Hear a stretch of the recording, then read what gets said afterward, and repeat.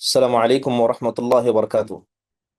الحمد للہ رب العالمین، والصلاة والسلام على سید الانبیاء والمرسلین نبینا محمد وعلى آلہ وصحبہ اجمعین، اما بعد۔ یقول اللہ سبحانہ وتعالی فلما آتاہما صالحا جعل له شرکاء فیما آتاہما فتعالى اللہ عما یشرکون۔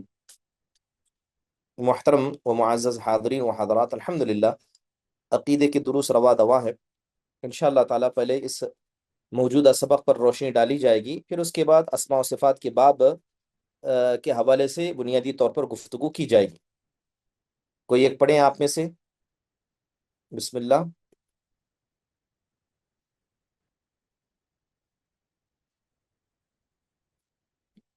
جو پڑھنا چاہتے ہیں ہاتھ اٹھائیں تاکہ ان کو اجازت دی جائے۔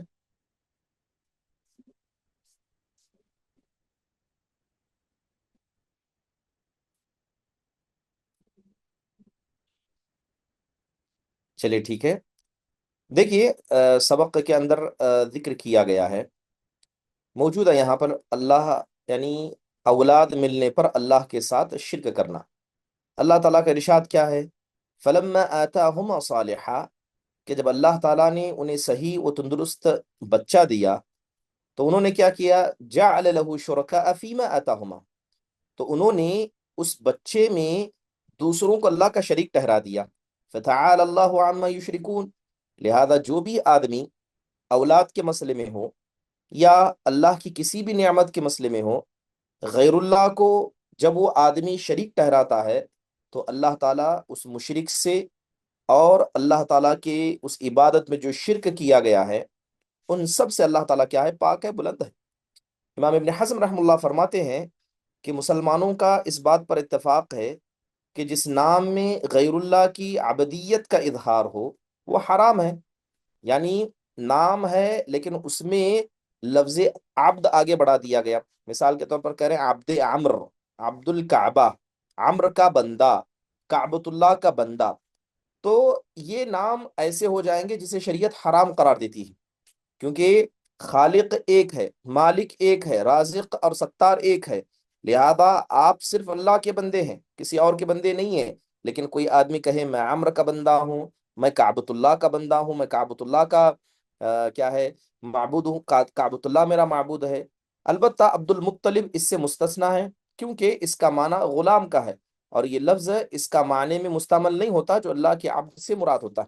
تو لہذا جب بھی انسان نام رکھے تو اگر اللہ کے نام ہو تو آگے عبد لگائے، ورنہ انسان کو عبد نہیں لگانا چاہیے۔ لیکن عبد المطلب غلام کا بندہ جب کہا جاتا ہے تو اس سے وہ مراد نہیں ہوتا ہے۔ مذکورہ بالا آیت کی تفسیر میں حضرت ابن عباس رضی اللہ عنہ فرماتے ہیں کہ جب آدم اور حوا علیہ السلام آپس میں ملے تو حوا حاملہ ہوئی۔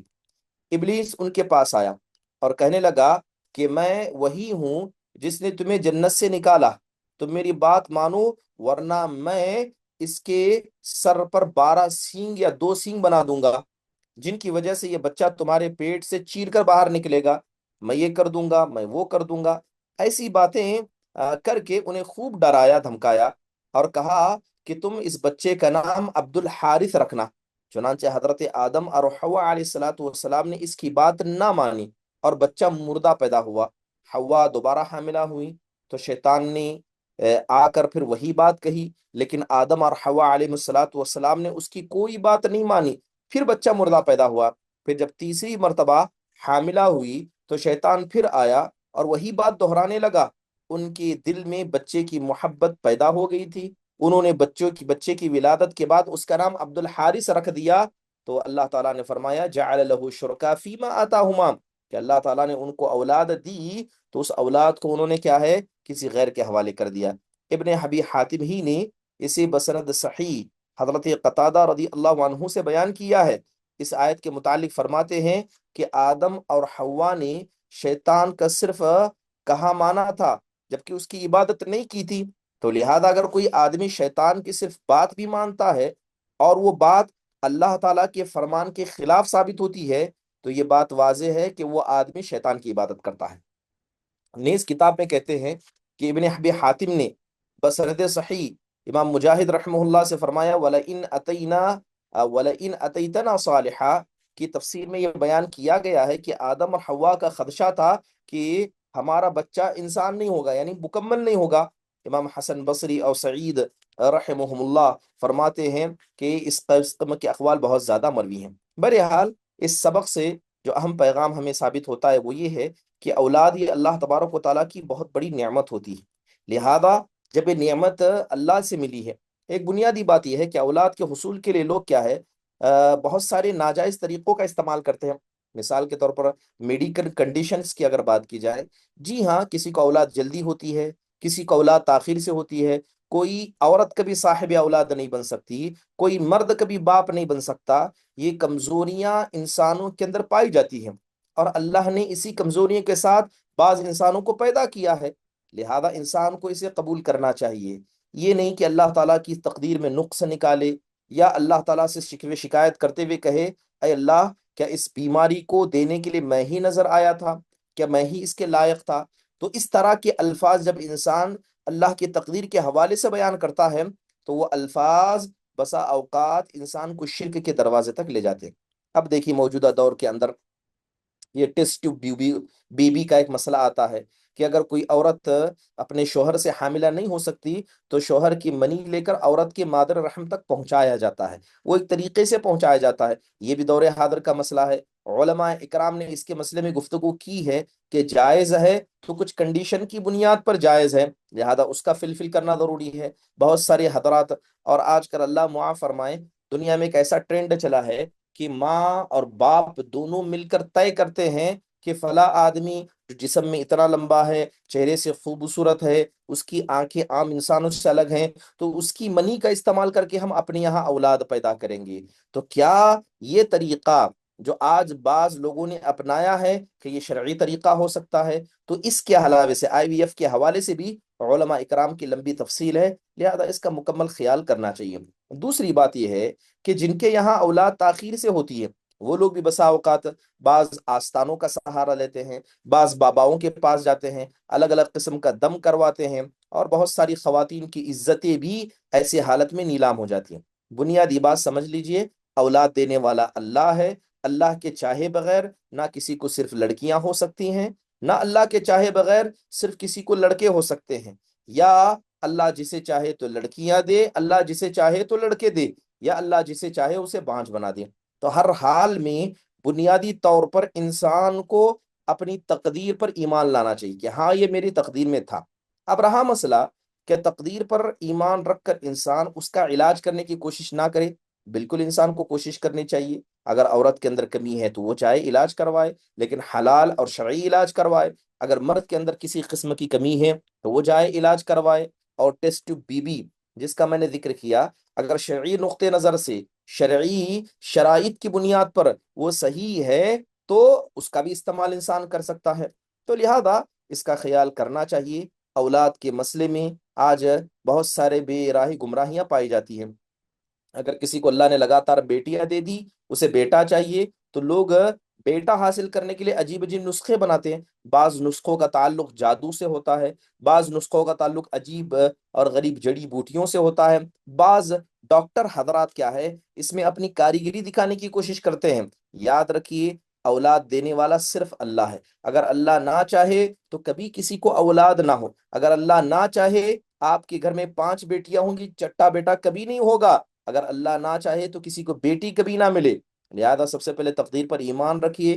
جو جائز اور شرعی وسیلے، چاہے وہ علاج کے حوالے سے ہوں یا شریعت نے جن کو بیان کیا ہے، ان کا خیال انسان کو کرنا چاہیے۔ اور اس کے مسئلے میں بے شمار کوتاہیاں ہم دور حاضر کے اندر لوگوں کے اندر دیکھتے ہیں۔ چلیے، یہ باب یہاں پر ختم ہوتا ہے۔ ہم بات کرتے ہیں اسماء حسنہ کی۔ جویریہ پڑھیں بسم اللہ۔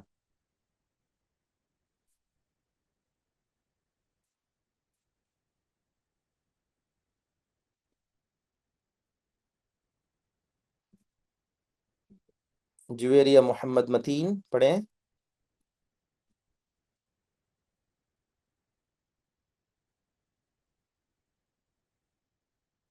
ویوو آپ پڑھیں۔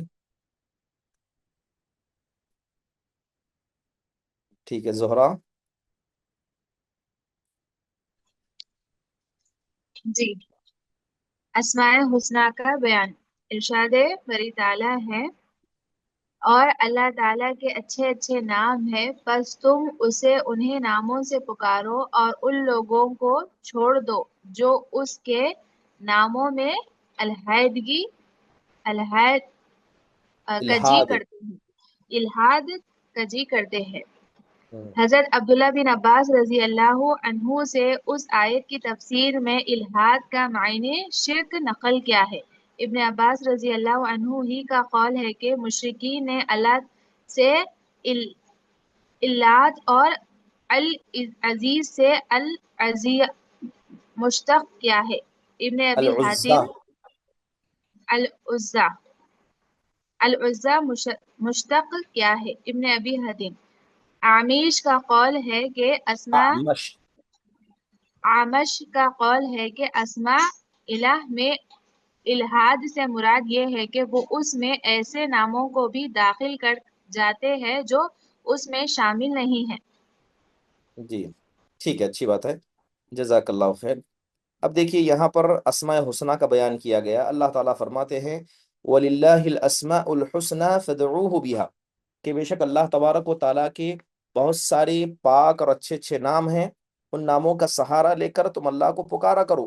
وَذَرُوا الَّذِينَ يُلْحِدُونَ فِي أَسْمَائِهِ، اور جو لوگ اللہ کے ناموں میں الحاد کرتے یعنی گڑبڑی کرتے ہیں، اللہ کے نام ہٹا کر غیر اللہ کو دیتے ہیں یا غیر اللہ کے نام لا کر اللہ کے حوالے کرتے ہیں، وَذَرُوا الَّذِينَ يُلْحِدُونَ فِي أَسْمَائِهِ، تو ایسے لوگوں کو تم چھوڑ دو۔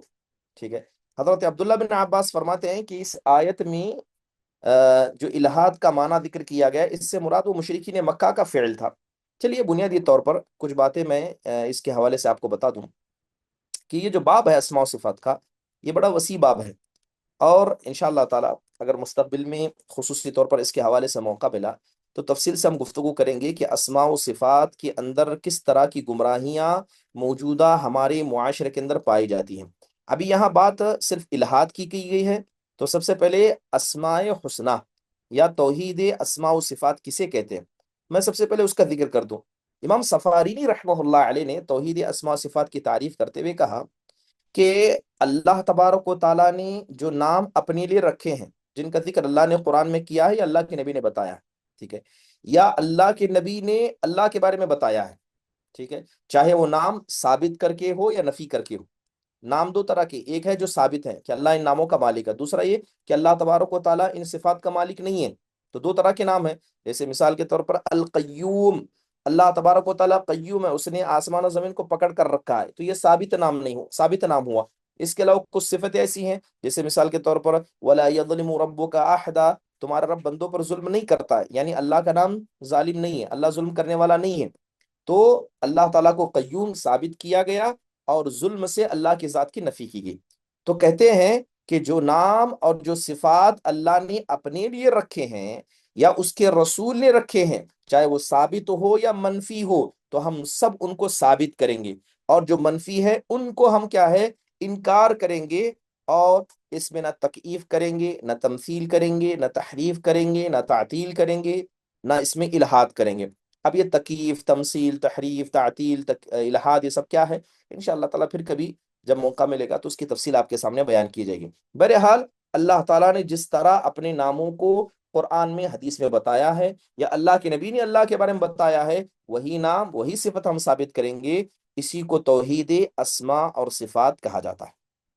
اب یہاں پر جس توحید اسماء اور صفات میں الہاد کی بات کی گئی، تو یہ بات سمجھنا ضروری ہے کہ توحید اسماء و صفات کے مسئلے میں بہت قسم کا شرک لوگوں کے اندر پایا گیا ہے۔ اگر اگر اس صرف شرک کے دلائل کو ذکر کیا جائے کہ لوگوں نے کس قسم کا شرک اللہ تبارک و تعالیٰ کے اسماء و صفات میں کیا ہے، تو ایک لمبی فہرست آپ کو نظر آئے گی، اور جب اس فہرست کو آپ دیکھیں گے تو حقیقت میں آپ کو پتہ چل جائے گا کہ یہ جو شرک کے وسائل تھے جن کے ذریعے شرک ہمارے یہاں آیا ہے، اس کے اندر توحید اسماء و صفات کا بھی ایک بڑا حصہ ہے، اور اسماء و صفات کے اندر بھی جو لوگوں نے شرک کیا ہے اس کی بھی ایک لمبی مثال ہے۔ اب جیسے میں نے بتایا کہ توحید اسماء و صفات کسے کہتے ہیں، اب دیکھیے کہ توحید اسماء و صفات میں شرک ہوتا کیا ہے۔ توحید اسماء و صفات میں شرک کا مطلب یہ ہے کہ اللہ تبارک و تعالیٰ کے نام میں یا اس کے صفات میں آپ کسی غیر اللہ کو اس کے برابر سمجھیں، ٹھیک ہے، یا جن صفات کا مالک اللہ ہے وہ صفات آپ کسی مخلوق کو دیں، تو یا تو آپ اللہ کے اسماء و صفات میں کسی آدمی کو شریک کریں، اس کے برابر ٹھہرائیں، یا اللہ کے صفات کسی مخلوق کو دیں، تو اس کو کہتے ہیں توحید اسماء و صفات میں شرک کرنا۔ چلیے اس کی کچھ مثالیں آپ کے سامنے دوں گا تو انشاءاللہ تعالی بات واضح ہو جائے گی۔ ابھی ایک مثال کتاب کے اندر دی گئی کہ مشرکین مکہ نے کیا کیا، ان لوگوں نے اللہ کے ناموں کو لے کر اپنی باطل خداؤں کو اللہ کے نام دے دیے، ٹھیک ہے، اللہ کے نام ہے، جیسے مثال کے طور پر لفظ اللہ یہ نام ہے، العزیز اللہ کا نام ہے، المنان یہ اللہ کا نام ہے۔ تو مشرکین مکہ نے کیا کیا، کیونکہ مشرکین مکہ یہ دین حنیفیت کو مانتے تھے، حضرت ابراہیم علیہ الصلوۃ والسلام کے زمانے سے ان کے یہاں دین کا تصور موجود تھا، تو بہت سارے نام اللہ کے ان کو معلوم تھے۔ تو بہرحال ان لوگوں نے ان تین ناموں کو، لفظ اللہ، لفظ عزیز اور لفظ المنان، ان تین اللہ کے ناموں کو توڑ مروڑ کر، یا یوں سمجھیے ان ناموں کو کیا ہے اپنے خداؤں کو دے دیا۔ تو اللہ کے ناموں کو اپنے خدا کے نام رکھ دینا یہ توحید اسماء و صفات میں شرک ہے، اور اسی کو الہاد کہا گیا، ٹھیک ہے۔ جیسے مثال کے طور پر ان لوگوں نے اپنے بت کا نام رکھا اللات، اللات یہ لفظ اللہ سے انہوں نے اپنے بت کا نام اللات رکھا۔ العزا یہ ان کے ایک بت کا نام تھا، تو العزیز یہ اصل میں اللہ کا نام ہے، اس سے لے کر انہوں نے اپنے بت کا نام رکھا۔ المنات، المنان یہ اصل میں اللہ کا نام تھا، تو اس سے انہوں نے لے کر اپنے بت کا نام المنات رکھ دیا۔ اس لیے اللہ تعالیٰ نے قرآن میں صاف کہا، جو آیت کریمہ ابھی آپ کے سامنے پڑھی، جو سورہ اعراف کی ہے، کہ وَلِلَّهِ الْأَسْمَاءُ الْحُسْنَى، کہ اللہ کے بڑے پیارے اور سچے نام ہیں، فَادْعُوهُ بِهَا، ان ناموں کے ذریعے تم اللہ کو پکارا کرو، وَذَرُوا الَّذِينَ يُلْحِدُونَ فِي أَسْمَائِهِ، اور جو لوگ اللہ کے ناموں میں الحاد کرتے ہیں، گڑبڑی کرتے ہیں، اللہ کے ناموں کو لے کر اپنے معبودان باطلہ کے نام رکھتے ہیں، سَيُجْزَوْنَ مَا كَانُوا يَعْمَلُونَ، اللہ ضرور بالضرور ان کے اعمال کا بدلہ ان کو عطا کرے گا۔ اب یہاں پر جو ملحدین تھے وہ کون تھے؟ وہ مشرکین مکہ تھے۔ ان لوگوں نے کیا کیا؟ الحاد کیا، کہ الحاد کسے کہتے ہیں؟ چیز کو بدل دینا، اللہ کے نام تھے اٹھا کر اپنے بتوں کے نام رکھ دیے، تو گویا ان لوگوں نے یہ کام کیا۔ ایک تو ایک قسم کا شرک ہوا۔ دوسرا ایک شرک جو اللہ تعالیٰ کے اسماء و صفات میں ہوتا ہے، وہ تشبیہ کا شرک ہے، کہ آپ کہیں مثال کے طور پر اللہ تعالیٰ کے کچھ صفات وارد ہیں، اللہ تبارک و تعالیٰ کے ہاتھ کا ذکر ہے، اللہ کے چہرے کا ذکر ہے۔ اب اگر کوئی آدمی یہ کہے کہ ید اللہ کا یدی، کہ اللہ کا ہاتھ یہ میرے ہاتھ کے جیسا ہے، سمعہ کا سمعی، کہ اللہ تبارک و تعالیٰ کے کان میرے کان کے جیسے ہیں، استواءہ کا استوائی، کہ جس طرح میں کسی کرسی پر مستوی ہوں، بلند ہوں، اسی طرح اللہ تعالیٰ عرش پر مستوی ہے، تو یہ شرک ہوا۔ کیوں شرک ہوا؟ کیونکہ آپ نے اپنے آپ کو اللہ تبارک و تعالیٰ کے صفات سے ملا دیا، تشبیہ دے دی۔ اللہ تبارک و تعالیٰ کیا ہے؟ لیس کمثلہ شیء، اللہ تعالیٰ کی جیسے دنیا میں کوئی چیز نہیں ہے، نہ اللہ کے ناموں میں نہ اس کے صفات میں ہے۔ کیا ہمارے جو ہاتھ ہیں، اللہ تبارک و تعالیٰ کے ہاتھ ویسے ہیں؟ یہ جو آپ تھاؤٹ کر رہے ہیں، یہ جو مشابہت دے رہے ہیں، اسی کو شریعت نے شرک کہا، کیونکہ اللہ تعالیٰ کی ذات نرالی ہے، ٹھیک ہے، وہ ہمارا خالق ہے۔ اللہ نے جب اپنے ہاتھ کے بارے میں، اسی طرح اپنے بلند ہونے کے بارے میں تفصیل نہیں بتائی ہے، تو ہم ایمان رکھیں گے مگر اس کی کیفیت کو نہیں بیان کریں گے۔ لہذا تو اس کو کہا جاتا ہے شرک المشبہہ، کہ جن لوگوں نے اللہ تعالیٰ کے صفات کو مخلوق کے صفات سے تشبیہ دی، ان لوگوں نے شرک کیا۔ نعیم بن حماد رحمہ اللہ علیہ بڑا پیارا قول کہتے ہیں، وہ کہتے ہیں کہ من شبہ اللہ بخلقہ فقد کفر، ومن انکر ما وصف به نفسه فقد کفر، ولیس ما وصف اللہ به نفسه ولا رسولہ تشبیہا۔ کہتے ہیں کہ جس آدمی نے اللہ کے نام یا اس کے صفات کو مخلوق سے تشبیہ دی، اس نے کفر کیا، اور جو نام اور جو صفات اللہ نے ثابت کیے اس کا انکار کیا، اس نے بھی کفر کیا۔ لہذا اللہ تعالیٰ نے جو اپنے نفس کے بارے میں بیان کیا ہے یا اس کے رسول نے بیان کیا ہے، اس کی کوئی مثال نہیں ہے، اس کی کوئی تشبیہ نہیں ہے۔ ہم یہ کہیں گے کہ اللہ کے ہاتھ اس کے شایان نشان ہے، اللہ تعالیٰ کا سننا اس کے شایان نشان ہے، اللہ کا ہم سے بلند ہونا یہ اس کے شایان نشان ہے، اللہ عرش پر مستوی ہے تو اس کے شایان نشان ہے۔ مخلوق کی مثال نہیں دے سکتے۔ مثال کے طور پر فی الحال میں کرسی پر بیٹھا ہوں، اگر اس کرسی کے پیروں کو توڑ دیا جائے تو میں نیچے گر جاؤں گا، کیا ہم اللہ تعالیٰ کے عرش کے بارے میں یہ کہیں گے؟ کہ اللہ تعالیٰ کے عرش کو جو فرشتے اٹھائے ہوئے ہیں، نعوذ باللہ ہم اپنی تشبیہ دیں گے؟ کبھی ایسا نہیں کر سکتے۔ اور جو کوئی آدمی ایسا کرے گا وہ اس شرک میں آئے گا، تشبیہ کے شرک میں آئے گا، لہذا یہ بڑا جرم ہے۔ عبد الرحمن بن حسن آل الشیخ رحمہم اللہ نے الدر الثنیہ کے اندر یہ قول ان کا منقول ہے، وہ کہتے ہیں کہ الشرک فی اسمائہ و صفاتہ ومنہ تشبیہ الخالق بالمخلوق۔ انہوں نے بھی یہ صاف طور پر کہا کہ اللہ کی اسماء و صفات میں شرک اور الہاد یہی ہے کہ اللہ تبارک و تعالیٰ کے جو صفات ہے اسے مخلوق سے ملا دیا جائے۔ چلیے، تو یہ دو مثالیں بھی، اللہ تبارک و تعالیٰ کے توحید اسماء و صفات میں شرک کی، الہاد کی۔ ایک اور مثال یہ ہے، آپ نے علم غیب کے بارے میں سنا ہوگا۔ علم غیب، اللہ تعالیٰ قرآن میں کیا کہتے ہیں؟ قل لا يعلم من في السماوات والارض الغیب الا اللہ۔ اے نبی صلی اللہ علیہ وسلم آپ کہہ دیجئے کہ جو آسمانوں میں ہیں، جو زمین میں ہے، وہ غیب صرف اللہ جانتا ہے، اللہ کے علاوہ کوئی نہیں جانتا۔ اب اگر کوئی آدمی یہ دعویٰ کرے، کیا دعویٰ کرے؟ کہ اللہ کے علاوہ کسی غیر کو بھی غیب کا علم ہے، تو گویا یہ غیب اللہ کی صفت ہے، ٹھیک ہے؟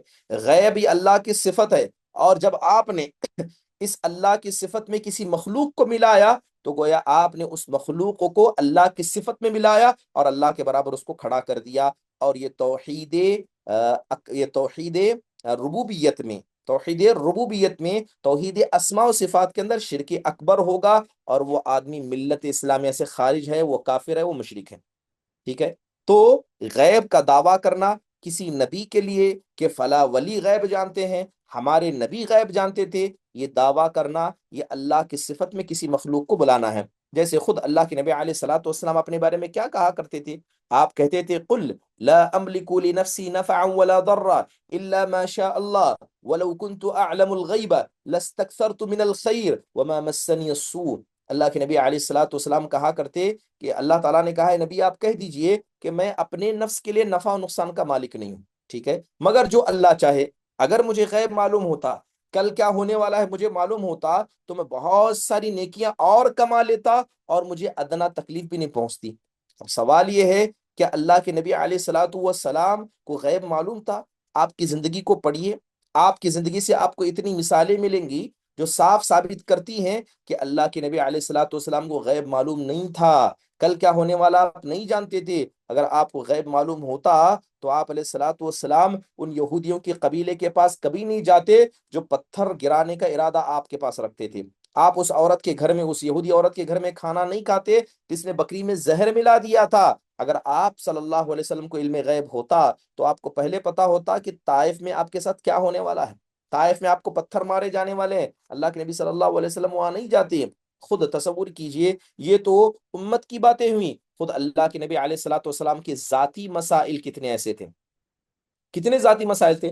حضرت عائشہ رضی اللہ عنہا پر الزام لگایا گیا، منافقوں نے اس کو ہوا دی، اللہ کے نبی علیہ الصلوۃ والسلام انتظار میں ہیں، لمبا وقت ہو گیا، وہی نازل نہیں ہو رہی ہے، یہاں تک کہ حضرت عائشہ اپنے ابا کے گھر چلی گئی، اللہ کے نبی صلی اللہ علیہ وسلم پریشان ہیں۔ اگر آپ کو غیب پتا ہوتا تو آپ جان لیتے کہ حضرت عائشہ پاک ہیں، آپ کو نہیں پتا تھا، آپ وہی کا انتظار کر رہے تھے۔ آخر کا رسول نور میں اللہ تبارک و تعالیٰ نے 10 آیتیں اتاری، سورہ نور میں اللہ نے 10 آیتیں اتاری جو حضرت عائشہ کی براعت پر اتری۔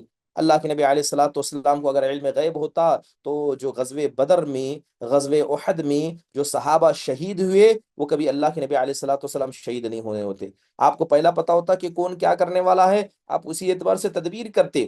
کتنی ایسی مثالیں اللہ کے نبی صلی اللہ علیہ وسلم کی زندگی میں موجود ہیں۔ اگر آپ کو غیب پتا ہوتا تو آپ جان لیتے کہ ہجرت کے موقع پر آپ نے کتنی تکلیف نہیں اٹھائی۔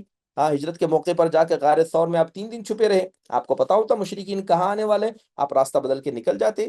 بہرحال اللہ کے نبی علیہ الصلوۃ والسلام نے قرآن کی آیت میں اللہ نے صاف کہا، اے نبی آپ کہہ دیجئے کہ میں اپنے نفس کے لیے نفع و نقصان کا مالک نہیں ہوں، میں اپنے نفس کو نہ نفع پہنچا سکتا ہوں نہ نقصان پہنچا سکتا ہوں، اور اگر مجھے غیب معلوم ہوتا میں بہت نیکی کے کام کرتا۔ بلکہ ایک جگہ اللہ تبارک و تعالیٰ نے نبی سے کہلوایا، آپ کہیے قل لا اقول لكم عندي خزائن اللہ ولا اعلم الغیب، اے نبی آپ کہہ دیجئے کہ میں کبھی یہ نہیں کہتا کہ میرے پاس اللہ کے خزانے موجود ہیں، اور نہ ہی میں غیب جانتا ہوں، میں یہ کبھی نہیں کہتا۔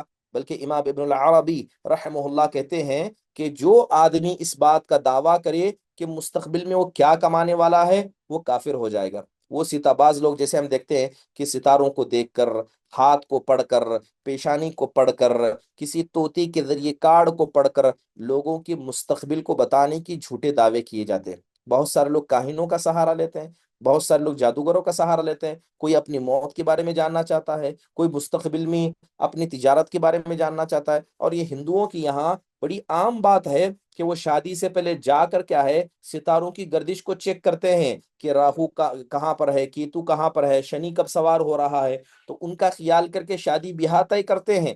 تو ستاروں کی بنیاد پر ہندوؤں کی یہاں شادی ہوتی ہے، اسی ستاروں کی بنیاد پر ہندو حضرات اپنا گھر، جسے واستو کہا جاتا ہے، واستو شاسترا، جو ہندوؤں کا گھر بنانے کا ایک تعمیراتی دینی نظام ہے، وہ واستو شاسترا بھی بالکل کیا ہے، ستاروں سے تعلق رکھتا ہے۔ تو یہ سارے کام وہ غیب کی پریڈکشن کی بنیاد پر کرتے ہیں۔ کیا کوئی آدمی، کوئی مسلمان ہوگا اور غیب کے ان دعووں پر یقین کرے گا؟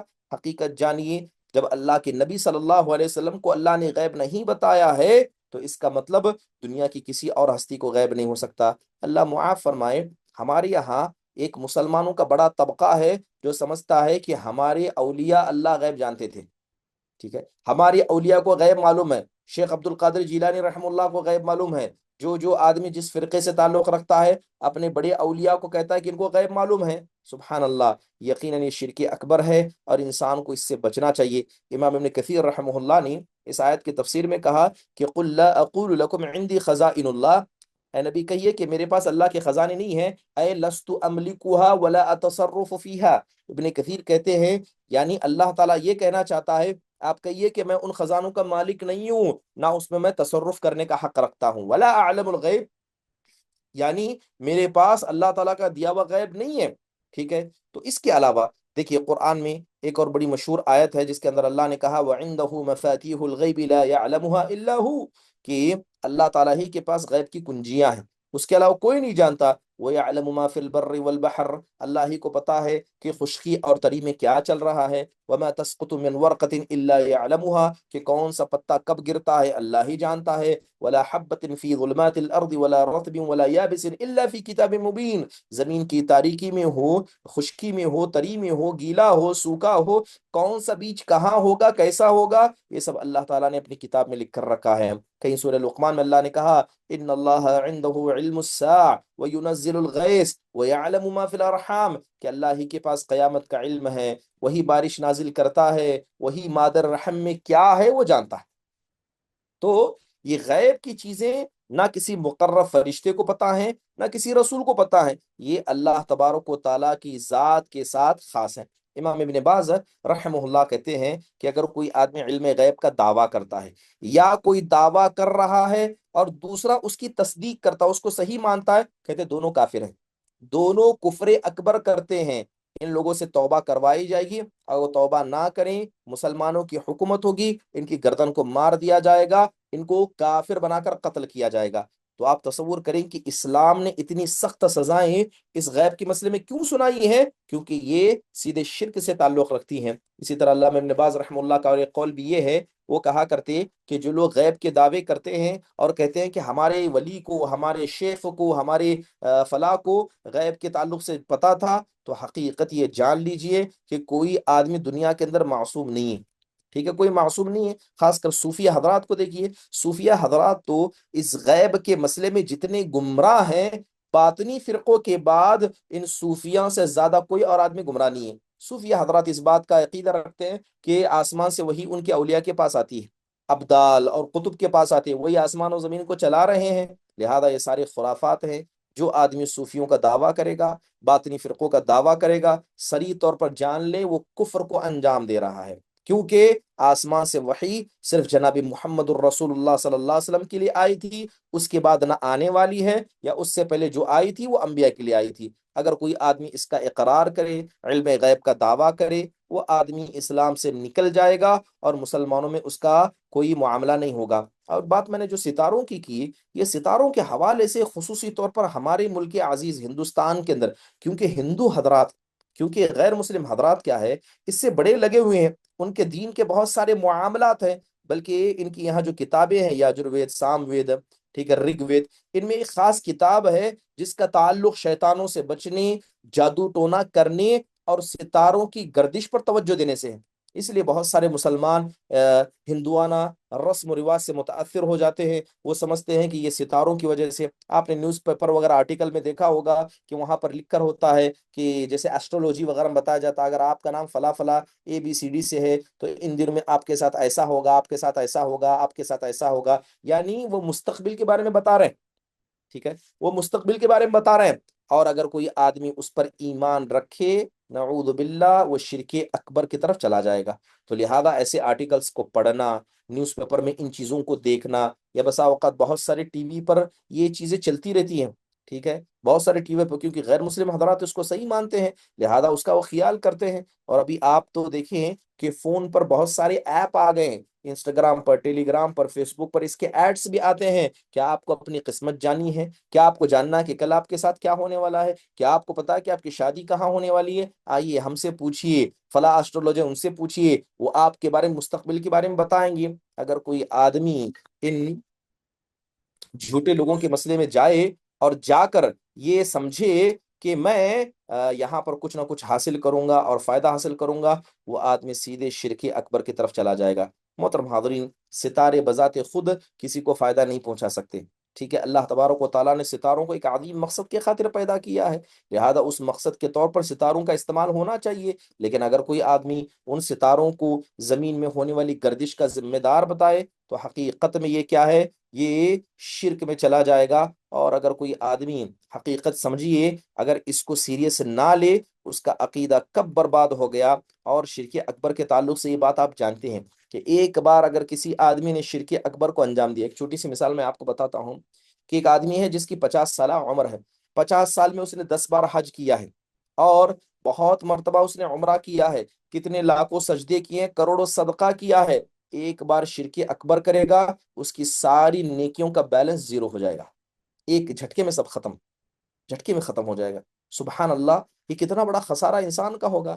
اور اللہ رحم فرمائے، آج بہت سارے لوگ شرک اکبر سے ڈرتے نہیں ہیں، شرک اکبر کو اتنا خطرناک نہیں سمجھتے ہیں، یہ انسان کی ایمان کو کھا جائے گا، اس کی آخرت کو برباد کر دے گا، اور اللہ تعالیٰ کے سامنے اسے ذلیل اور رسوا کر کے رکھ جائے گا۔ اس لیے انسان کو سمجھنا چاہیے، خاص کر یہ ہماری زندگی میں جو ہوتا ہے، بہت سارے لوگ شرک اصغر بھی کرتے ہیں، مثال کے طور پر بد فالی لینا، بد شگونی لینا، مثال کے طور پر گھر کے سامنے کوا بیٹھ گیا، اس نے چیخ لیا تو برا سمجھنا، کوئی دلہن نئی نئی گھر میں آئی ہے، اس کو توہم پرست علماء نے کہا، کوئی نئی نئی دلہن گھر میں آئی ہے، اچانک گھر میں کچھ نقصان ہو گیا، بزنس میں نقصان ہو گیا، گھر کے کسی بزرگ کا انتقال ہو گیا، تو فوراً بعض خواتین کہنے لگتی ہیں، کتنی منحوس عورت ہے، آتی ہمارے بچے کو کھا گئی، بزنس کو کھا گئی، ہمارے بزرگ کو کھا گئی۔ یہ الفاظ آپ حقیقت میں سمجھیں کہ زندگی اور موت دینے والا یہ اللہ تبارک و تعالیٰ ہے، آپ نے کسی مخلوق کو اس کا ذمہ دار بنایا، یہ توہم پرستی ہے، بسا اوقات انسانوں کو شرک اصغر سے شرک اکبر تک لے جاتی ہے۔ تو ضروری ہے کہ اس کا خیال کیا جائے۔ اور آج کل جو نیوز پیپر میں ہوں، یا ٹی وی ایڈس میں ہوں، یا موبائل فون میں جو ایڈس آتے ہیں، اس سے تو اپنی ایمان کو بچا کر رکھیں۔ کتنے ایسے نوجوانوں کا ہم نے سنا کہ ایک مرتبہ اسے انہوں نے پڑھا اور حقیقت پہ ان کو فائدہ ہوا۔ یہ کون نوجوان ہے؟ 5 وقتہ نمازی نوجوان کہہ رہے ہیں کہ ہم نے دیکھا ہو تو صحیح تھا، جس طرح بتایا گیا آگے بارش ہونے والی ہے، آپ کو خوشی آنے والی ہے، آپ کے گھر میں غم ہونے والا ہے، ویسے ہی ہمارے ساتھ ہوا۔ تو بہت سارے حضرات اس دھوکے میں پڑ جاتے ہیں اور اس پر اندر سے ایمان رکھتے ہیں، زبان سے جھٹلاتے ہیں، تو حقیقت میں وہ آدمی مجوسیوں کی طرح ہو جائے گا، وہ آدمی صوفیوں کی طرح ہو جائے گا۔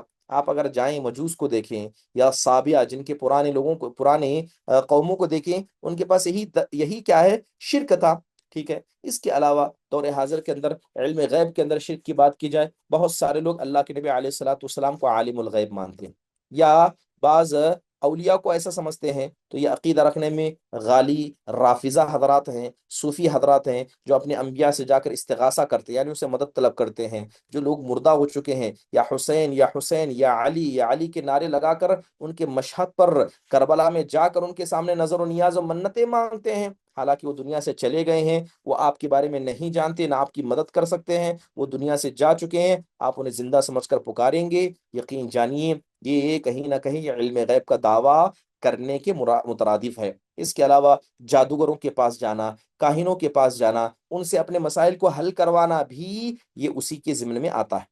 تو ضروری ہے کہ ان چیزوں سے ہر انسان بچے۔ اللہ تعالیٰ سے دعا ہے کہ اللہ تبارک و تعالیٰ ہم سب کے عقیدے کی اصلاح فرمائے۔ اگر کسی کوئی مختصر سوال ہو تو ضرور پوچھ لے۔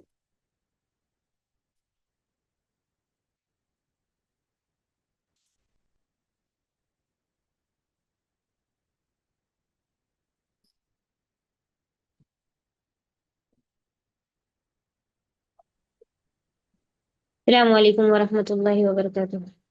وعلیکم السلام ورحمۃ اللہ وبرکاتہ جی۔ جی شیخ، میں یہ پوچھنا چاہ رہی تھی، جیسے بچے اکثر کرتے ہیں نا، میں دیکھیے بڑا ہو کے یہ کروں گا، دیکھوں نا میں ایسے پیسے کماؤں گا، کیونکہ وہ فیوچر کے بارے میں ہی بتاتے ہیں، آگے میرے ساتھ یہ ہوگا، کیونکہ وہ کہتے بھی ہیں نا کہ اچھا سوچو اچھا ہوگا تمہارے ساتھ، تو اس طریقے سے بچے کرتے ہی ہیں، تو کیا یہ بھی شرک میں ہے؟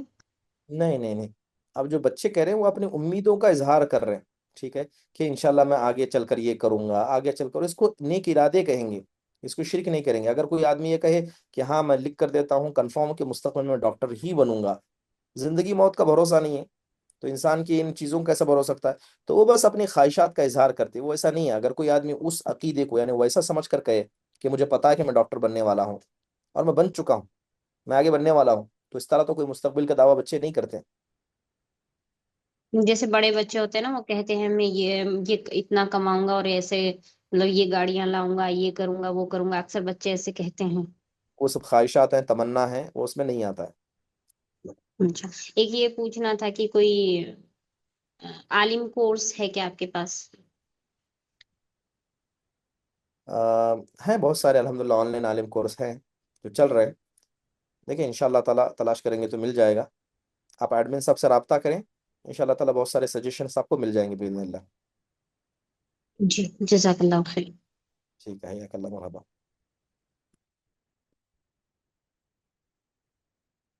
رقیہ۔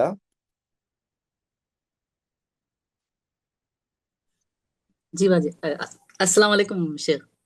وعلیکم السلام ورحمۃ اللہ وبرکاتہ۔ شیخ میرا یہ سوال ہے کہ جو بدعت تو وہ ہے جو غیر اللہ کے نام پہ ذبح کرتے نا، بدعت، کیا یہ بھی بدعت میں شامل ہوتا ہے کہ جو آج شادی سے پہلے ہلدی مہندی مایوں جو کرتے نا، کیا یہ بھی بدعت میں شمار ہوتا؟ کیا اس کا کھانا کھا سکتے ہم؟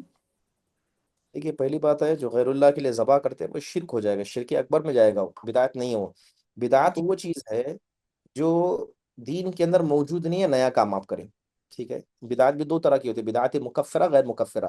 تو جو آپ نے مثال دی یعنی قربانی کرنا، یہ شرک میں چلا جائے گا۔ اب رہا جی مسئلہ بدعتوں میں، جو بدعتیں آپ نے جیسے شادی سے پہلے کی بدعتوں کا ذکر کیا، جی ہاں، ہلدی ہے، مہندی ہے، اور یہ ساچک کی رسم ہے، شادی سے پہلے ایک بڑی فہرست ہے جو لوگ جن کاموں کا انجام دیتے ہیں۔ تو یہ ساری چیزیں بدعت میں کیوں آئیں گی؟ بدعت یعنی وہ چیز جو اللہ کے نبی علیہ الصلوۃ والسلام کے زمانے میں نہیں کی گئی، ٹھیک ہے، آپ صلی اللہ علیہ وسلم کے زمانے میں نہیں ہوئی ہے، اور لوگ اسے اب دین کا حصہ سمجھ کر کرتے ہیں، یعنی ثواب کی نیت سے کرتے ہیں۔ جب آدمی ثواب کی نیت سے کسی کام کو کرے گا جس کام کو اللہ کے نبی نے نہیں کیا ہے، تب وہ بدعت ہے۔ جیسے انگیجمنٹ، منگنی کروانا، منگنی کی رنگ لگوانا، ٹھیک ہے، تو یہ جائز نہیں ہے۔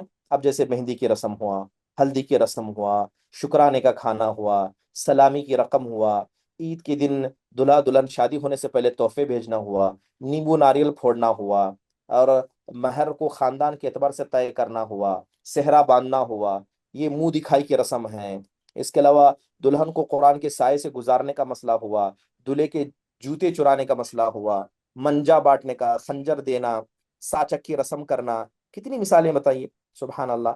اور جوان بچیاں آ کر دلہے کو ہلدی لگاتی ہیں، لڑکے دلہن کو ہلدی لگا رہے ہیں، ایک دوسرے کو ہاتھ لگانا جائز نہیں ہے، لیکن یہ سب کرتے ہیں۔ اور دلہے کو زبردستی لڑکیاں آ کر کھلانا، جہیز کا مطالبہ، بارات لانا، سفر کے مہینے میں شادی نہیں کرنا۔ آپ تصور نہیں کر سکتے کہ اگر صرف فہرست گنایا جائے نا، ایک درس چاہیے، اتنی بدعتیں ہمارے یہاں موجود ہیں۔ تو یہ ساری چیزیں اللہ کے نبی علیہ الصلوۃ والسلام کے زمانے میں نہیں تھی۔ اب اگر کوئی آدمی دین کا حصہ سمجھ کر کرتا ہے تو وہ بدعت ہے، یہ کرنا جائز نہیں ہے۔ شیخ، اگر میرے سسرال میں نا ایسا، ہمارے سسرے نا قرآن بخشتے، ایسا سب اپنے بہوؤں کو بولتے کہ تم 2 پارے پڑھو، تم 10 پارے پڑھو، میں نہیں پڑھنا چاہتی، تو میں کیسا ان کو بتاؤں کہ انہوں بڑے ہیں نا شیخ، تو کیسا ان کو بتاؤں؟ دیکھیے جہاں تک قرآن بخشوانے کا مسئلہ ہے، قرآن بخشانے کا مطلب کیا ہے؟ یعنی میں قرآن پڑھوں گا اور اس کا ثواب کسی اور کو ٹرانسفر کراؤں گا، یہی نا مقصد ہے قرآن ہاں، بخشوانے کا۔ مٹھائی بھی بانٹتے، آخر میں مٹھائی کھلاتے، ایسا سب کو، ایسا سب پورا سے پہلی بات یہی ان کو پوچھیے اور بتائیے کہ یہ جو آپ کام کر رہے ہیں، جس کو آپ نیک کام سمجھ رہے ہیں، کیا اللہ کے نبی نے کیا ہے؟ جب اللہ کے نبی کا انتقال ہوا، کیا صحابہ نے آپ کے لیے کیا ہے؟ جب صحابہ کا انتقال ہوا، کیا تابعین نے صحابہ کے نام پر قرآن بخشوانی کرائی ہے؟ یہ سب نہیں تھا، بدعت تھا۔ یہ کہاں سے آیا؟ یہ بعد میں لوگوں نے لایا، تو یہ دین کا حصہ نہیں ہے۔ ایک آدمی مرنے کے بعد دوسرے آدمی کو فائدہ کیسے پہنچا سکتا ہے؟ تین ہی طریقے شریعت نے بتا دی. اذا مات الانسان انقطع عنه امره الا من ثلاث، کہ جب ایک آدمی مر جاتا ہے تو اس کے اعمال کا سلسلہ ختم ہو جاتا ہے، صرف تین ہی طریقے سے اسے ثواب پہنچتا ہے. ٹھیک ہے؟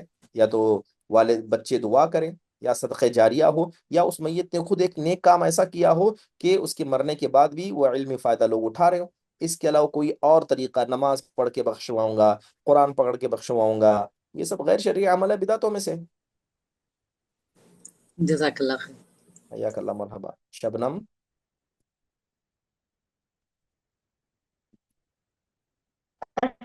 السلام علیکم ورحمۃ اللہ وبرکاتہ شیخ.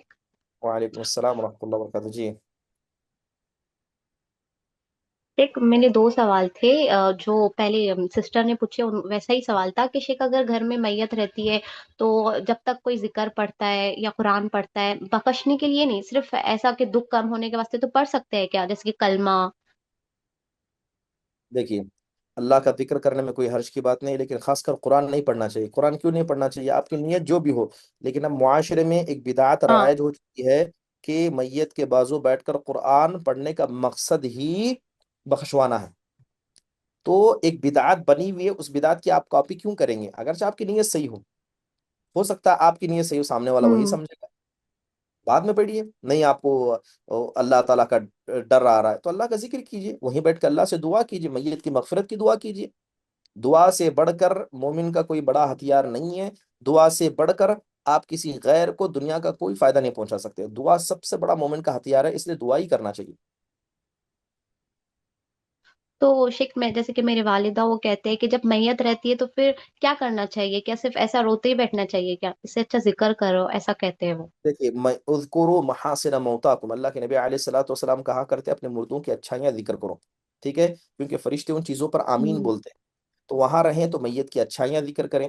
اس کے علاوہ ان کو لوگ دعائیں دیں، جو ارد گرد ہیں ان سے بھی کہیں کہ میت کو دعائیں دیں، میت کے لیے دعا کریں.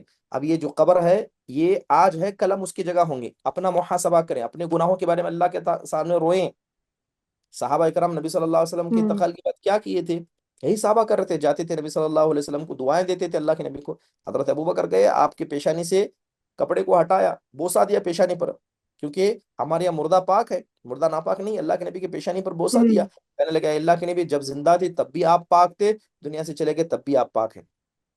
دعائیں دیں، دعائیں دیں، یہ ہم کام کرنا جی. چاہیے. جی. اور رونے اور دھونے شیخ میں دوسرا کا. جو سینے کو پیٹنا، بال نوچنا، یا بیکار باتیں کرنا، ہوں. کھانا نہیں کھائے، یہ بولے وہ بولے، جو بکواس باتیں، اس سے انسان کو احتراز کرنا چاہیے. اور اگر کوئی میت اپنے گھر والوں کو نصیحت نہ کرے کہ میرے مرنے کے بعد ہنگامہ نہیں کرنا، پھر بھی یعنی نصیحت نہیں کیا اور نصیحت کے بغیر چلا گیا، اور اس کے گھر والے عورتیں ہوں. رونا پیٹنا ہنگامہ کریں، وہ میت کو تکلیف دے گا، اس کی وجہ سے میت کو عذاب اچھا. ہوگا. ہاں. اور شیخ دوسرا سوال یہ ہے کہ جب میت کے بعد 3 دن کا وہ کچھ کرتے ہیں، کھانا کھلاتے ہیں، پھر 40 دن کے بعد پھر برسی کرتے ہیں، یہ ایسا کچھ ہے کہ اپنے اسلام میں؟ بدایت ہے سبھی. اگر ہوتا تو صحابہ کرام کیا لگتا ہے کہ اللہ کے نبی علیہ الصلوۃ والسلام نہ ملنے پر صحابہ کا ہوش اڑ گیا تھا، وہ صحابہ لوگوں کو کھانا نہیں کھلا سکتے تھے؟ ہاں، بڑے بڑے ہوں. صحابہ کا انتقال ہو گیا، حضرت ابوبکر کا انتقال ہو گیا، حضرت عمر، حضرت عثمان، عشر مبشرہ جنتی صحابہ، انتقال ہونا جنت میں ان کا جانا ہے، ان کے لیے نہیں کر سکتے تھے؟ حضرت عبد الرحمن بن عوف اللہ کے نبی کی بیویوں کو سنبھالتے تھے، پورا خرچ دیتے تھے، ان کے انتقال پر ان کی جی. اولاد نہیں کر سکتی تھی؟ بدعت ہے سب، یہ نہیں جی. تھا، بس لوگوں نے بنا لیا ہے. برسی منانا، اور 40 دن منانا، 3 دن منانا. جی. اور جی شیخ میت کے سامنے کیا حیضہ عورت نہیں جا سکتی ہے، مطلب ان نہیں کو ایسا سوارتے ٹائم؟ نہیں ٹھیک ایسا ہے. کچھ. جزاک اللہ. غسل دینے کا مسئلہ ہو، کوئی مسئلہ نہیں. یہ سب چیزیں کیا ہے، یہ ہمارے بزرگ خواتین کی کچھ چیزیں ہیں. حائضہ عورت ہے کچن میں نہیں جانا، حائضہ عورت ہے میت کے پاس نہیں جانا.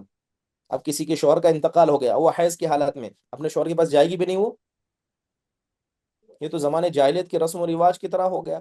زمانے جاہلیت میں کیا ہے، جب ایک عورت حائضہ ہوتی تو اسے الگ کمروں میں رکھ دیتے تھے، اتنا ناپاک اسے برا سمجھتے تھے. ایک فطری عمل ہے، اللہ تعالیٰ نے رکھا ہے. خیر خیر. السلام علیکم ورحمۃ اللہ وبرکاتہ شیخ. السلام ورحمۃ اللہ وبرکاتہ. شیخ ایک سوال تھا میرا तो अल्लाह ताला से सबर हद हो जाती है। इंसान, जब कोई इंसान तकलीफ देता हो तो सबर हद हो जाती है। तो अल्लाह से लड़ना मतलब अपने आप सिवाय अल्लाह से। अब किसी इंसान कोई कितना सुनेगा, थोड़ी ना सुनेगा। एक दिन दो दिन, ज्यादा से ज्यादा माँ बाप भी क्यों ना हो बेजार आ जाते। तो अल्लाह से हमें गिड़गिड़, अगर अल्लाह क्यों मेरे साथ ऐसा करता है, क्यों अल्लाह मेरे से हमेशा दूर कर, अल्लाह मेरे से सबर हद हो गई अल्लाह, इस तरह से अल्लाह से लड़ सकते क्या हम? शेख नहीं, बिदात होता शेख है। देखिए फ़इन्नल्लाह ला मुस्तकरिह लहा इज़ा दआ अहदुकुम फलियअज़मिल मसअला फ़इन्नल्लाह ला मुस्तकरिह लहा। जब तुम में का कोई आदमी अल्लाह से दुआ करे तो यकीन से मांगे, "ऐ अल्लाह चाहे तो माफ कर, चाहे तो छोड़ दे।" ये दुआ नहीं मांगनी चाहिए। रहा मसला अल्लाह से लड़ने का, अल्लाह से आप शिकवे शिकायत कर सकते, "ऐ अल्लाह ताला, इन्होंने मेरे साथ ऐसा किया, ऐ अल्लाह ताला तेरी ज़ात बड़ी कारसाज है, तू इनका बदला ले, ऐ अल्लाह तू मुझे सब्र अता कर, ऐ अल्लाह मुझे तू इसका बेहतर बदला दे।" ये शिकवे शिकायत नहीं रहना, "ऐ अल्लाह तू मुझ पर ये क्यों मुसीबतें डालता है।" अगर कोई ये शिकवे शिकायत अल्लाह से रखता है तो ये इंसान को शिर्क की तरफ ले जाएगा, क्योंकि नहीं इंसान शेख, की तकदीर में जो फैसला हुआ है वो फैसला अच्छा ही है। बस इंसान को पता है, बाज इंसान को नहीं पता है, वरना तकदीर का हर फैसला सही है। नहीं शेख, कभी कभी मेरा मसला नहीं है, दूसरों का। कभी कभी हद पार हो जाती है, लेकिन अल्लाह से लड़ते फिर खुद ब खुद सबर आ जाता है बोल के बोलते हैं शेख। वो अल्हम्दुलिल्लाह वो कैसा देता मुझे नहीं मालूम है सबर। अल्लाह आज अल्लाह से मैं लड़ी, आज सबर दे दिया मुझे। कहाँ से आता मुझे सबर, मुझे ही यकीन नहीं होता कहते बोलते। तो ये अल्लाह से लड़ने का मतलब है, मतलब अल्लाह से तो लड़ना मतलब अल्लाह हर दोस्त है ना एक। इस तरह से लड़ सकते हैं क्या, मतलब नहीं बोलने का। अल्लाह तू ही। देखिए देखिए देखिए मैं आपकी बात समझ सका हूँ। देखिए अल्लाह तबारक व ताला के पास मोहब्बत है, हमारी माँ जितने हमसे मोहब्बत करती है उससे कई गुना अल्लाह ताला के हमसे मोहब्बत करता है। जब इंसान अपने किसी से मोहब्बत करता है तो क्या करता है, उसके सामने जाकर इंसान रोता है, अपने दिल के गुबार को रखता है, अपनी शिकायत अल्लाह के सामने, और यही काम इंसान को करना चाहिए। इसको लड़ना लफ्ज ना दी, अल्लाह के सामने शिकवा शिकायत रखना, अल्लाह ताला के सामने अपने दिल के गुबार को रखना, ये इंसान को करना चाहिए, क्योंकि अल्लाह ताला को ये चीज़ पसंद है, खुशी।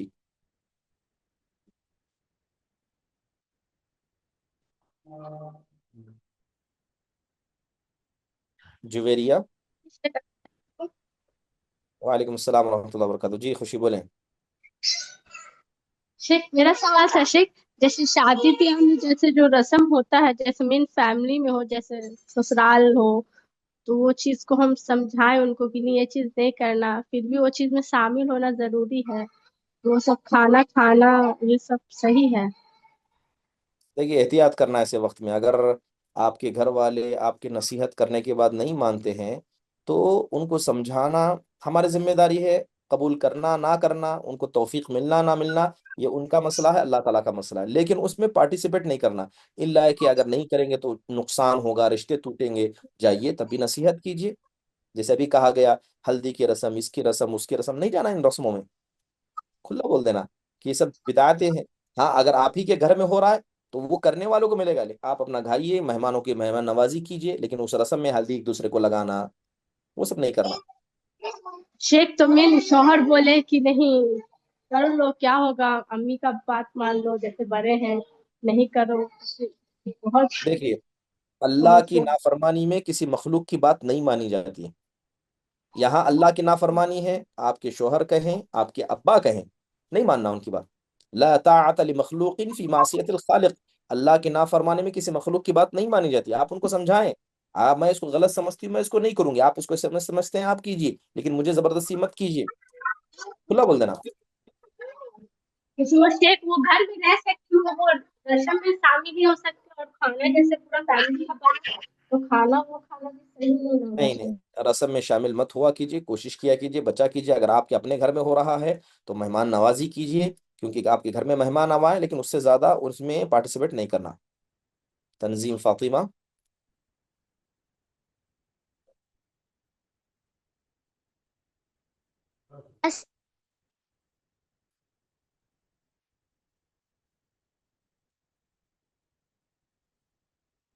तंजीम। अस्सलाम वालेकुम रहमतुल्लाहि वबरकातुहू। वालेकुम शेख सलाम। मेरा सवाल ये है कि जब मस्जिद में नमाज पढ़ने जाते हैं तो क्या 11 या 12 साल की लड़कियां सफ के बीच में खड़ी हो सकती हैं? क्योंकि जब मैं नमाज पढ़ने जाती हूँ और सफ के बीच में खड़ी हो जाती हूँ तो कुछ लोग बोलते हैं साइड में खड़े हो जाओ या पीछे खड़े हो जाओ। نماز نہیں ہوگی بولتے ہیں. نہیں نہیں، ایسی بات نہیں ہے، یہ غلط بات ہے. اگر بچے بھی ہیں، جیسے آپ نے کہا 10 سال 12 سال کی لڑکیاں ہیں یا لڑکے ہیں، جہاں وہ کھڑے ہوں ان کی صف ہے، ٹھیک ہے. اگر سب ایک جگہ کھڑے ہوں، مرد ہوں، تب بچوں کو پیچھے کر دینا چاہیے. لیکن جب صف میں کھڑے ہو چکے، نماز شروع ہو چکی ہے، نہیں، آپ سائڈ میں نہیں، جہاں صف ہے اس کو صف کو مکمل کیجیے آپ. اور اگر کوئی بچہ بیچ میں کھڑا ہوتا ہے اسے ہٹانا نہیں ہے، یہ شریعت اور غیر درست عمل ہے. تو جہاں آپ کھڑے ہیں، ہاں نماز سے پہلے بڑے آپ کے سامنے ہیں، ٹھیک ہے، بڑے آپ کے کیا ہے، پیچھے ہیں، تو آپ ادباً یہ ہے کہ ان کو آپ بڑوں کو آگے آنے دیجیے، آپ پیچھے ہو جائیے. لیکن نماز شروع ہو گئی، نہیں کرنا چاہیے. اے اے اے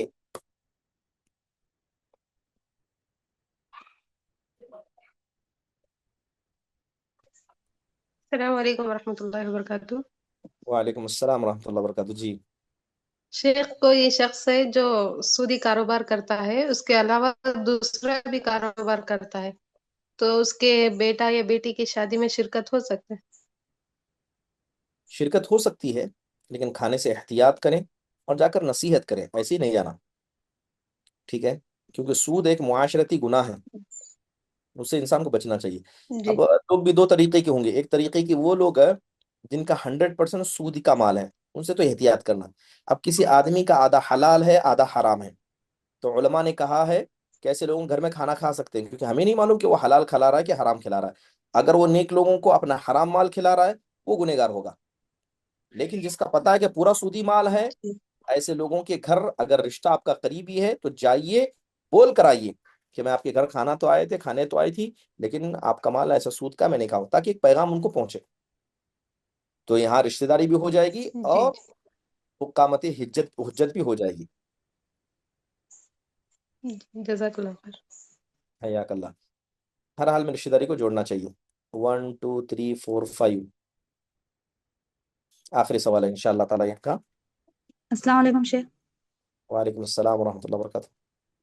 شیخ میرا سوال ہے، جو شرک کرتے ہیں نا، ان کے جنازے میں جا سکتے کیا؟ اگر شرک اکبر انہوں نے کیا ہے، واضح ہے کہ شرک اکبر، تو ان کے جنازوں میں شریک نہیں ہونا. جیسے مثال جی کے طور جی. پر قبروں پر سجدہ کرتے تھے، قربانی کرتے تھے، یہ کرتے تھے، وہ کرتے تھے، نہیں ہوں شریک ہونا. ہوں. وہ جو پھول ڈالتے ہیں اس میں جنازے کو. نہیں نہیں، یہ پھول وغیرہ یہ بدعتوں میں آئے گا. نہیں نہیں، ان کے وہی ان کے اس میں جا سکتے کیا؟ اگر پھول وغیرہ ڈال رہے ہیں نہیں ٹھیک ہے، جانا. وہ ان کے اپنے بدعت ہیں، وہاں جا سکتے ہیں. لیکن جیسے آپ نے کہا کہ اگر شرک کرتا ہے، شرک اکبر کرتا تھا، اب معلوم ہے کہ ہاں شرک اکبر کرتے مرا ہے، نہیں جانا. جی اللہ کہ نہیں معلوم کہ شرک کیا ہے، کیا کیا ہے. بدعت کرتے ہیں، جیسے پھول ڈالے، گرین کپڑا لے، جا سکتے ہیں ان کے، اس میں کوئی حرج کی بات نہیں. جی جی. شیخ میرا دوسرا سوال ہے، جو ہوں. غیر مسلم کی شادیوں میں جا سکتے کیا، دعوت دیتے پڑوسی ہو؟ جی ہاں، اگر آپ غیر مسلموں کی شادی میں جاتے ہیں اس نیت سے کہ ہمارے تعلقات درست ہوں گے. آج نہ کل جیسے ہندوستانی ماحول میں غیر مسلمانوں سے تعلقات قائم رکھنا ایک تو ہماری سماجی ضرورت ہے، کیونکہ ہم ایک جگہ رہتے ہیں. دوسرا دینی ضرورت ہے کہ ہم کو آج نہ کل اپنے اخلاق کے ذریعے، زبان کے ذریعے اسلامی دعوت دینی ہے. اور خصوصی طور پر یہ جو ایسے طبقے کے لوگ ہیں جو نیچے طبقے کے ہیں، ٹھیک ہے، ہندوستان میں مثال کے طور پر دلت وغیرہ ہیں، تو ان سے تعلقات رکھنا اور ضروری ہے، کیونکہ ان کے ہمارے حقوق ایک ہیں، مسائل ایک ہیں. تو سماجی ضرورت، دینی ضرورت اور وقت کی ضرورت. تو آپ ان کی نکاح میں جائیے، لیکن اگر پاٹ پوجا کیا گیا تو مت کھائیے کھانا، کھلا بولیے ہمارا دین اس کی اجازت نہیں دیتا ہے. اور یہ تعلقات قائم کریں گے صرف اللہ کی خاطر، تاکہ آج نقل ان کو دین کی نصیحت پہنچائی جائے، آج نقل ان کو جی سمجھایا جائے، پرسنل ہوں. جی محبت کے طور یہ پر. لگتا ہمیں انہوں پوجا کرتے جو چولہے کو لگاتے، جب پوجا کر کے انہوں اسٹارٹ کرتے پکانا، اس لیے ہمیں وہ دل میں نہیں نہیں رہنے نہیں، سے میں نہیں جاتی. پوجا کر کے، جیسے ہم بسم اللہ بول کے پکاتے ہیں، پوجا کر کے شروع کرتے ہیں. مسئلہ تب آتا ہے جب پورے کھانے پر کیا ہے، جس طرح ہمارے فاتح پڑھ کے دم کرتے ہیں نا، اس طرح پنڈت کے پیر کا پانی ڈال دیتے ہیں، یا پورے کھانے پر پوجا کر دیتے ہیں. اگر کسی کھانے کے اوپر پوجا کی گئی نا، کہ کھانے سے شروع کرنے سے پہلے پوجا کرنا، ہوں تب کھانے کے اوپر اگر پوجا کی گئی، وہ کھانا نہیں کھانا. ہوں. جی جی. اور اور خاص تیسرا کر وہ لوگ سوال تو نان میرا. ویج بناتے نہیں ہیں، سبزی دال یہ وہ سب بناتے، کوئی حرج کی بات نہیں ہے. جی جی. جی سر، میرا اور ایک سوال تھا، جو ہم دین کے دعوت، جو ہمارا کم علم ہے، نہ عالم نہ ہے نہ حافظ ہے، ایسے لوگ ہم دین کی دعوت دے سکتے کیا؟ اتنا دے سکتے ہیں جتنا آپ جانتی ہیں. مثال کے طور پر اللہ ایک ہے، نبی صلی اللہ علیہ وسلم ایک تھے، دین اسلام کے اخلاق یہ ہیں، مسلمان اسلام یہ کہتا ہے، اتنی دے سکتے ہیں۔ بلغوا عنی ولو آیا، جو ایک آیت مجھ سے پتا ہو تو بتائیے، لیکن سٹیج بنانا، لوگوں کو اکٹھا کر کے تقریر کرنا، یہ سب نہیں کرنا، یہ علماء کے لیے، کیونکہ یہاں جب مسائل آئیں گے، سوال آئیں گے، جواب دے سکیں گے، عام عوام الناس جواب نہیں دے پائے گی، تو آپ کا کام کنوے بس سامنے والے کو سمجھانا ہے۔ اگر کوئی ریٹرن جواب آتا ہے، سوال آتا ہے، اپنے سے بنا کر جواب نہیں دینا، تب علماء کی طرف رجوع کرنا۔ جی جزاک اللہ۔ حیاک اللہ، مرحبا۔ چلیے اسی کے ساتھ اس درس کے اختتام کا اعلان کیا جاتا ہے۔ اللہ تعالیٰ سے دعا ہے کہ اللہ تعالیٰ ہم سب کو دین پر عمل کرنے والا، صحیح شریعت کو جاننے سمجھنے والا بنائے، آمین۔ اقول قولی هذا واستغفر الله لي ولكم ولسائر المسلمين من كل ذنب فاستغفروه انه هو الغفور الرحيم۔ جزاكم الله خير واحسن الله اليكم۔ السلام عليكم ورحمة الله وبركاته۔